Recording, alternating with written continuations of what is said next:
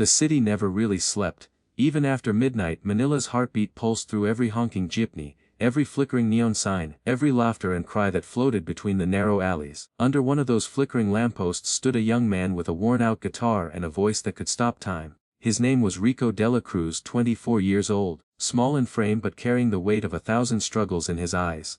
His guitar, scratched, cracked near the bridge, was the only thing his father had left before passing away 3 years ago. And though the strings buzzed off tune sometimes, it was the one thing that made Rico feel like the world still had music left for him. He stood by a busy jeepney stop, his back pressed against a graffiti-covered wall that read Mabuhay ang pag-asa, long live hope. People hurried past him, some glancing, most not. Street vendors shouted over one another, selling peanuts, balut, and roasted corn. The smell of diesel mixed with grilled food hung heavy in the air, and above the chaos, Rico sang, "I need $1, dollar, that's what I need." His voice carried warmth and grit, a sound born from both pain and resilience. The street was his stage, the traffic his orchestra. Children danced barefoot nearby, and a few kind strangers tossed coins into his open guitar case. The sound of each coin hitting the case wasn't just money, it was another meal for his little sister Maya. Maya was 13, gentle as the morning sun, but she hadn't been to school in months. Her asthma had worsened, and without their parents, Rico was all she had. He spent his days fixing broken tricycles for a few pesos, and his nights singing,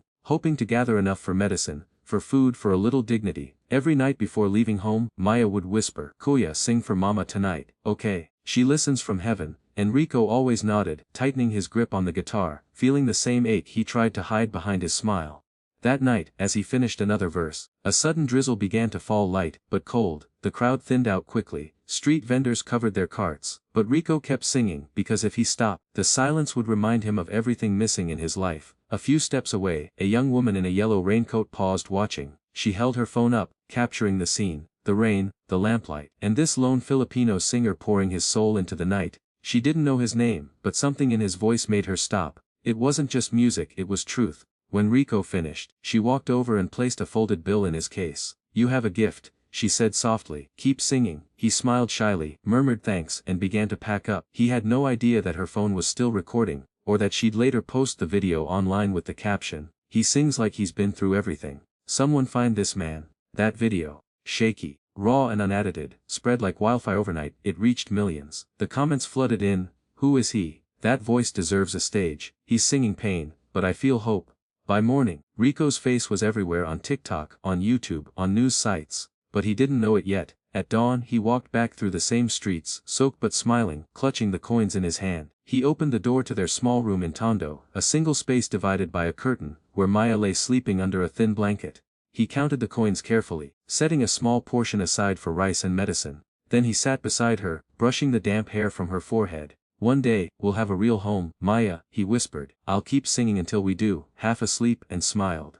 "Kuya, can you sing for me now?" He did, quietly, softly. The song wasn't "I Need $1" this time. It was an old Filipino lullaby their mother used to sing. His voice filled the tiny room like a prayer. Hours later, while Rico worked at the tricycle stand, a boy from the neighborhood came running, waving his phone. "Kuya Rico, you're famous." Rico frowned, wiping grease from his hands. On the screen was a video of him singing in the rain. The same moment he thought had disappeared into the night. But the views weren't in the hundreds, they were in the millions. He laughed nervously. This can't be real. But then he saw the comments. Thousands of people from around the world. America, Canada, Australia, writing words that made his chest tighten. "I cried listening to this. I hope he gets discovered. His voice needs to be heard." And then came the message that changed everything. It was from a verified account, America's Got Talent Music Room. The message read, "Rico, we saw your performance online. We'd love to invite you to audition for AGT Music Room. Are you available for a virtual interview?"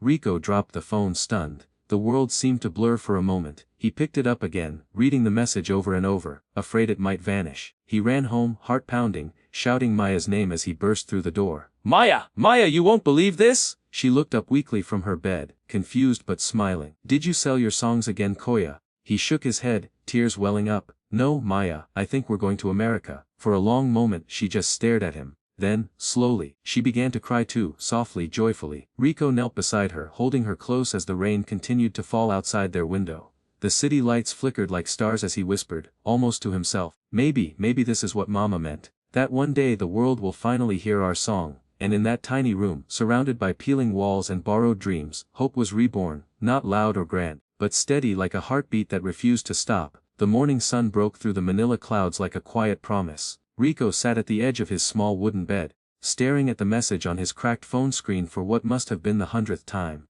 Would love to invite you to audition for AGT Music Room. He still couldn't believe it. Him, a street singer who had never left the Philippines, being invited to America. It sounded like something that only happened in movies, but there it was, real as the light touching Maya's sleeping face beside him. He whispered, almost afraid to say it too loud, "Maya, we did it." She stirred awake, her thin frame wrapped in a blanket that had seen better days. Her eyes were tired but bright. "You're really going, Koya?" He nodded, though uncertainty flickered in his chest. "They said they'll cover the hotel and part of the ticket, but I still need to raise the rest." Maya bit her lip. "How much?" When Rico told her, she fell silent. The number was far beyond what they had. But then she reached out and squeezed his hand, her small fingers warm and determined. "Then we'll find a way." And so, the next few days became a blur of hope and movement. Their neighbors, tricycle drivers, market vendors, and other street singers, began to gather around Rico's tiny home. Word had spread through the community faster than the news itself. Rico's going to America. One by one people came forward. A vendor donated part of his day's earnings. A local barber handed him a few bills with a smile. "You gave us music when we had nothing," he said. "Let us give something back." By the week's end, a small wooden donation box sat in the middle of the market, labeled in handwritten marker, "For Rico's dream." Even children dropped in coins they could barely spare. Rico wanted to tell them to keep it, but every time he opened his mouth someone would say, "No, this is for all of us. Go sing for the world." And so he did. He sang in the markets, on buses, even on rooftops, every song now carrying the weight of 100 hearts. He sang not for himself anymore, but for everyone who believed in him. The day he left, the entire block came to see him off. It wasn't much, just a crowd waving flags made of old newspaper, cheering his name as he boarded a borrowed car to the airport. Maya held on to him until the last moment. "Koya, don't be nervous," she said softly. "When you sing you'll feel like you're home."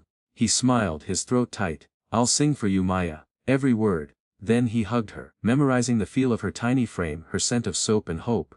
As the car pulled away he looked back and saw her waving through tears, his reason, his promise, his entire world. The airport was another universe. Rico had never seen so much glass, so many lights or people in such a hurry. He clutched his guitar like it was a lifeline. The airline staff helped him through with kind smiles, one of them recognizing his face from the viral video. "You're that singer, right? The one who sang in the rain?" He blushed. "Yes, that was me. Good luck," she said, her voice gentle. "Make us proud." As the plane took off, Rico pressed his face to the window, watching the islands of the Philippines shrink into blue distance. He whispered a prayer in Tagalog, "Lord, guide me and keep Maya safe." He closed his eyes and thought of all the nights he had sung under flickering lamps. The hum of the plane reminded him of his guitar's vibration, and somehow, that calmed him. When he landed in Los Angeles it was like stepping into another world. A world too bright, too big, too cold. The air smelled different. The people moved differently. Everyone seemed to know where they were going. Everyone except him. A production assistant from AGT Music Room met him at the airport, holding a small sign with his name. She smiled warmly. "Welcome to Los Angeles, Rico. Are you ready?" He laughed nervously. "I don't know if I'm ready, ma'am, but I'm here." At the hotel, Rico stood by the window staring out at the city lights. Cars glowed like fireflies on endless highways. Somewhere below he could faintly hear music, jazz, maybe, or pop. It made him feel small, but not afraid. That night he couldn't sleep. He thought of Maya alone back home, probably watching AGT clips on her old phone, cheering him from half a world away. He promised himself again, for her. All the next morning, Rico arrived at the AGT studio. The place buzzed with energy, singers, dancers, camera crews, bright lights. Everyone looked confident, polished, beautiful. Rico, in his faded jeans and borrowed shoes, felt like an outsider in a sea of stars. He found a quiet corner backstage and tuned his guitar, whispering to himself the same words he always said before every street performance. "Don't sing to impress. Sing to tell the truth." When his name was called, his heart pounded so hard he thought the microphone would catch it. He stepped out under the lights, blinding, overwhelming, and saw the faces of the judges: Sofia Vergara, Howie Mandel, Heidi Klum, and at the center, Simon Cowell, watching him closely with his usual unreadable stare. "Hello," Simon said, leaning forward. "What's your name, and where are you from?" Rico's voice trembled slightly. "My name is Rico de la Cruz. I'm from the Philippines." Simon nodded. "What do you do back home?" Rico smiled shyly. "I sing on the streets, sir, mostly for my sister. She's sick, but music keeps us alive." There was a quiet murmur in the crowd. Simon tilted his head, eyes softening slightly. "What are you going to sing for us today?" Rico took a deep breath. A song I've been singing for years. I need $1. It's not just a song for me, it's my story. He adjusted the microphone, placed his fingers on the strings, and strummed the first note. For a moment, the world went still. He could almost hear the sound of jeepneys, the laughter of the market, the whisper of Maya's voice in the wind. Then he began to sing. The studio lights dimmed. The murmurs of the audience faded into a hush that felt like the breath before a prayer. Rico stood center stage, barefoot by choice, the same way he sang on the streets of Manila. His old guitar hung from his shoulder, scarred but loyal, its wood polished by years of struggle. He blinked against the glare of the cameras and spotlights. They felt like 100 suns staring back at him. But somewhere beyond those lights, he imagined Maya, sitting cross-legged on their floor back home, watching through the cracked screen of her phone. That thought steadied him. The host's voice echoed through the air, singing "I Need $1" by Aloe Blacc. Here's Rico de la Cruz from the Philippines. Polite applause rippled through the room. Then silence. Rico inhaled deeply. His hands trembled slightly as he strummed the first chord. The sound was soft, fragile, but real. The kind of sound that didn't need perfection because it had something better. Truth. He began to sing. I need $1. $1 is what I need. The first line floated into the air, raw and unpolished, but there was something in it. A wary honesty that caught people off guard. In that moment, the song wasn't just a melody, it was a confession. The judges leaned forward. Simon Cowell, known for his cool, unshakable demeanor, narrowed his eyes slightly, not in criticism but curiosity. There was a roughness in the young man's tone, a lived-in edge that no amount of studio polish could ever fake. Rico's voice grew stronger with each verse. His accent colored the words with sincerity. You could hear the streets of Manila in his phrasing, the corners he sang on, the nights he endured. He wasn't performing, he was remembering. Said I need $1, that's what I need, and if I share with you my story, would you share your dollar with me? When he reached that line, the crowd reacted, not with cheers, but with silence so thick it could be felt. He had their hearts now. The camera zoomed in on his face, eyes closed, brow furrowed, voice breaking slightly as if every word cost him a piece of himself. The background lights shifted from gold to soft blue, mirroring the melancholy in his tone. It wasn't just a plea for money, it was a plea for understanding, for compassion in a world that often walks past pain. Halfway through the song, Rico's voice cracked. For a second he faltered, the years of singing on polluted streets catching up to his throat. But instead of stopping, he smiled faintly and let the imperfection stay. The crowd saw it, and they understood. It wasn't a mistake, it was real. And then something magical happened. The audience began to sway. Some even hummed quietly along. A few people in the front rows wiped their eyes. Rico sang louder now, finding strength in their silence. It's been a long old troublesome road, and I'm looking for somebody. Come and help me carry this load. The lights rose higher. Behind him, the LED screen displayed an image, the clip from Manila that had gone viral. Him, standing under the rain, singing under the lamppost. It wasn't planned, the producers had added it as a surprise. When Rico glanced back and saw it, his voice cracked again. There he was, the boy who had sung for coins, now standing in front of the world. The image of his past and the reality of his present collided in one breathtaking moment. The audience began to applaud mid-song, not out of excitement, but out of reverence. Even the judges seemed frozen, each one quietly absorbing the power of what they were witnessing. When the final verse came, Rico slowed down, barely above a whisper. And if I share with you my story, would you share your dollar with me? He lingered on that last word, me, letting it echo, tremble, and fade. The sound hung in the air like a prayer that refused to end. Then came silence. No one moved. For 5 long seconds the entire studio, judges, crew, audience, simply stood in awe. Then came the roar. The applause was thunderous. People leaped to their feet, some cheered, some cried, some just stood with hands pressed over their hearts. Rico lowered his head overwhelmed, tears streaming freely down his cheeks. Simon Cowell stood up, slowly, deliberately. The audience gasped. It was rare for him to rise. He looked at Rico for a long moment before speaking, his voice softer than anyone had ever heard it. Rico, I've judged this show for years. I've seen perfect voices, incredible talent. He paused, struggling for words. This wasn't a performance, it was life. Every note, every word, I felt it. You reminded us all why music matters. It's not about fame or money, it's about heart. He took a breath, eyes glistening. You said you sing for your sister. Wherever she is tonight, she should know her brother just moved the world. The audience erupted again. Heidi Klum wiped her tears. Sofia Vergara placed a hand over her chest, whispering, that was beautiful. Even Howie Mandel, usually playful, said quietly, that's what this show is all about, hope. Rico stood frozen, his mind a blur. He could hardly believe it. Just months ago he was singing under a Manila lamppost, praying for one good day. Now here he was, on an international stage being told by Simon Cowell himself that his voice had moved the world. Simon leaned toward the golden buzzer. fingers brushing its edge, but then paused. Before I do anything, he said, turning to Rico, can I ask what does this song mean to you? Rico lifted his gaze, eyes still wet. When I sing I need $1, I don't mean money, sir. I mean kindness, I mean hope, because sometimes, that's all we need. Just one person who believes. That single line broke whatever walls were left. Simon's lips trembled, and before anyone could breathe, he pressed the golden buzzer. The world exploded and rained from above, lights blazed and the audience screamed in joy. Rico fell to his knees, covering his face, sobbing openly. Simon walked to the stage, placing a hand on his shoulder. You've earned this, Rico. And whatever happens next, remember you've already won the world's heart. Rico nodded through tears. The music swelled again. This time not from his guitar, but from the collective heartbeat of everyone in the room. He looked up through the golden rain, whispering a name that only he could hear. Maya, we did it.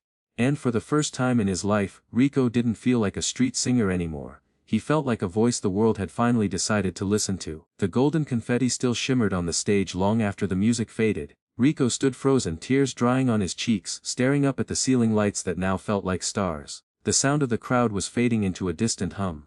For a moment, it was just him.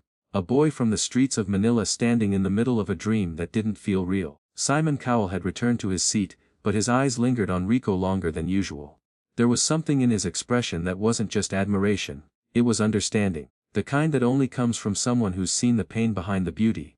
As Rico was gently led backstage by a stagehand, his hands still trembled. He carried his guitar as though it were made of glass, clutching it to his chest. Every step felt light, as if he was walking on clouds. Crew members and other contestants reached out to hug him, pat him on the back, or simply whisper, "That was beautiful." He tried to thank them, but words kept failing him. He sat down in a small waiting room, surrounded by gold confetti still clinging to his shirt and hair. He looked at his reflection in the mirror. Wide eyes, tear-streaked face, a boy who barely recognized himself. The same boy who had sung under rain and streetlights was now being broadcast to millions. But in that whirlwind of celebration, something else tugged at him, a longing. Maya. He pulled out his phone, his hand still shaking, and video called her. When her tired face appeared on the screen, wrapped in a blanket, her eyes already glistening, Rico's heart broke all over again. Kuya, she gasped. I saw the golden buzzer? Everyone here is watching you. Behind her, he could hear the cheers of neighbors, the sounds of laughter, the faint hum of their community gathered around a single old television.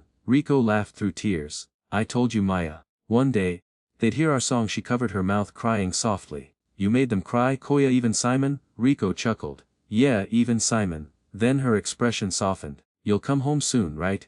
He hesitated. The show wasn't over, and there would be more rounds, but in that moment he promised, yes, soon, and when I do, we'll never have to worry again.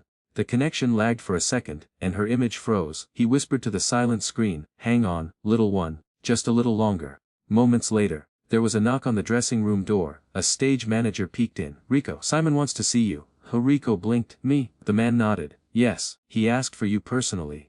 Rico's heart pounded again as he stood. He followed the staff through a maze of hallways until they reached a quiet backstage area away from the cameras and noise. Simon Cowell stood there, hands in his pockets, looking less like a TV judge and more like a person. The sharpness in his usual demeanor was gone. He looked tired, but kind. When Simon saw him, he smiled faintly. Rico, that was one of the most moving performances I've seen in my life. Rico bowed slightly, unsure what to say. Thank you, sir. It means everything to me. Simon gestured toward a nearby bench. Sit please. They sat side by side. There was a moment of silence, not awkward, but heavy with things unspoken. Simon turned slightly to him. You said on stage you sing for your sister, Maya, right? Rico nodded. Yes, sir. She's 13. She's sick, but she's the reason I sing. I want her to have a better life. I don't want her to feel like the world forgot us. Simon looked down, exhaling slowly. His usual commanding tone softened to a whisper. You know, I've met a lot of talented people, but talent isn't what moves me, Rico.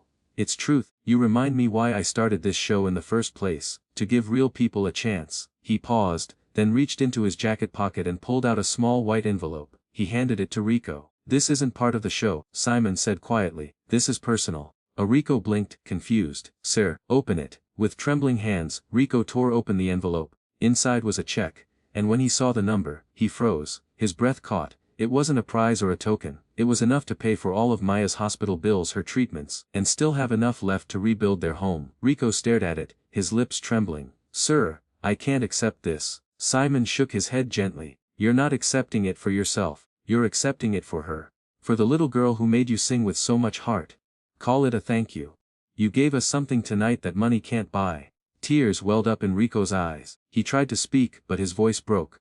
I don't know what to say. Simon smiled. Just promise me one thing. When your sister gets better, keep singing. The world needs more people like you. Rico swallowed hard, nodding. I promise. Simon stood and extended his hand. Rico hesitated for a second before standing to and shaking it, but the handshake quickly turned into something else. A hug. Simon wrapped an arm around his shoulder, a rare gesture of pure compassion. You made us all remember, Simon said softly, that sometimes the smallest voices carry the loudest truths. Rico could only nod, his tears falling freely now. When Simon left, Rico stood alone in the quiet hallway, clutching the envelope to his chest. He looked up, whispering to the ceiling, Thank you Lord, and thank you Mama. You said the world would listen one day. You were right. He felt something inside him shift, not pride, not fame, but gratitude so deep it humbled him. For the first time in years, he didn't feel like he was fighting to survive. He felt seen. Later that night, back in his hotel room, Rico couldn't sleep again, but for different reasons this time. The noise of doubt had been replaced by peace.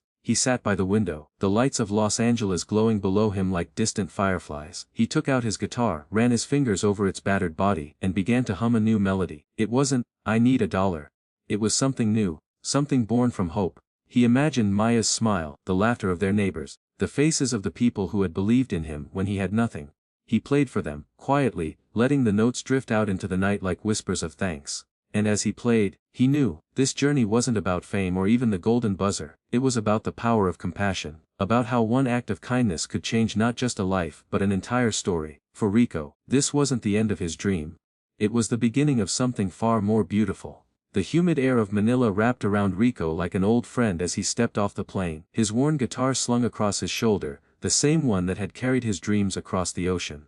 The moment his sandals touched the tarmac, tears blurred his vision. It had been months since that unforgettable night in Los Angeles, months since golden confetti rained down and Simon Cowell's voice trembled as he said Rico's song was humanity.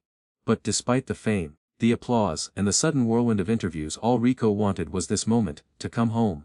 At the arrival gate, a small crowd gathered with hand-painted signs, Welcome home, Koya Rico, and our street singer is a star. Among the cheering faces he saw her, Maya. She was thinner than before, but standing smiling, her eyes bright with life. She waved frantically, her laughter echoing across the terminal. Rico froze for a heartbeat, then ran to her, dropping his guitar bag as she threw her arms around him. For a long moment, neither of them spoke. There was nothing to say that could hold the weight of everything they'd endured. The nights of hunger, the pain of sickness, the loneliness. But the embrace said it all. I told you I'd come back, Rico whispered, his voice cracking. And I told you I'd wait, Maya replied, tears streaming down her cheeks. In the weeks that followed, the streets of Manila buzzed with talk of the boy who had brought Simon Cowell to tears. Rico's video had been replayed across television networks and shared by millions online. But fame had never been his goal. Each morning, he walked through the same narrow alleyways where he once sang for coins, greeting vendors and tricycle drivers who had once been his audience. Some teased him, calling him Sir Rico now, but he always laughed and said, I'm still the same street boy, just with a little more sunshine. He used part of his prize money and Simon's gift to pay for Maya's treatment in full. The doctors said she was recovering beautifully, but Rico didn't stop there. He rented a small, dusty space at the corner of their old neighborhood, a one-room building with cracked walls and a rusted tin roof. The neighbors thought he was opening a store. Instead, he hung a sign made from scrap wood that read, Hope Strings Free Music Lessons for Kids. At first, only 3 children showed up, 2 barefoot boys with shy smiles and a little girl who had never held a guitar before. Rico placed his old instrument in their small hands and said, You don't need money to make music, you just need heart. Word spread quickly. Within a month the room was packed every afternoon. Some kids brought broken guitars, others sang using empty cans as drums. Rico taught them chords, rhythm, and how to tell stories through song. But more than music, he taught them belief, that their voices mattered, that poverty didn't define them. One day a boy named Jun, no older than 10, stayed after class. He looked down at his guitar, strings missing and body cracked. Koya Rico, he asked quietly, will music ever feed us? Rico paused. The question cut deep, because he had once asked himself the same thing. He knelt beside the boy and smiled gently. Maybe not always right away, he said, but it can fill your soul. And when you sing with truth the world listens. That's how I found my $1. Not from money, but from people who cared. Months turned into a year. Hope Strings grew from a single classroom to a small community center. Volunteers came, some local musicians, others inspired fans from abroad who had seen Rico's AGT performance. They brought instruments, notebooks, and food for the children. Rico often thought back to that night on stage, the trembling microphone, the sea of faces, and Simon's tearful words. There had been something in Simon's eyes beyond pity, it was recognition, as if he understood that Rico wasn't just singing about poverty, but about the invisible bridge between hearts. One evening, while closing up the center, Rico sat on the steps outside and began strumming "I Need a Dollar" again. The streetlights flickered, just like the ones he'd sung under years ago. Maya joined him, now healthy and radiant, her laughter light and free. "You still sing that song?" she teased. Rico smiled. "It reminds me of where we came from. And of everyone who shared their dollar with us." Maya looked at him tenderly. "You've given more than a dollar, Kuya. You've given them hope." Later that night, Rico scrolled through messages on his phone. One caught his eye. It was from Simon Cowell himself. "Rico, I saw what you're doing back home. The world needs more hearts like yours. Keep changing lives. I'm proud of you." Rico read it twice, then set the phone down. He didn't need awards or cameras anymore. What mattered most was right there. The laughter of children learning music, the smell of street food wafting through the night, the sound of guitars being tuned by hands that once begged for change. A few months later, AGT invited Rico back to perform as a guest artist. This time he didn't come alone. He brought 5 of his students, including little Jun. They stood on the same stage Rico had once faced with trembling knees. Before they performed, Simon asked him, "What will you sing tonight?" Rico smiled. "The same song. But it means something different now." As the lights dimmed, Rico and his students began. "I need a dollar, that's what I need." But the voices of the children joined his, turning the once sorrowful melody into an anthem of unity. The audience rose to their feet again, not just for the music, but for what it represented: resilience, love, and the beauty of giving back. Simon stood up once more, tears glistening again. "You've turned a song of need into a song of hope," he said softly. "And that's the greatest performance I've ever seen." When Rico returned to Manila after the show, his students and neighbors greeted him with cheers, holding candles and singing the same song in the streets.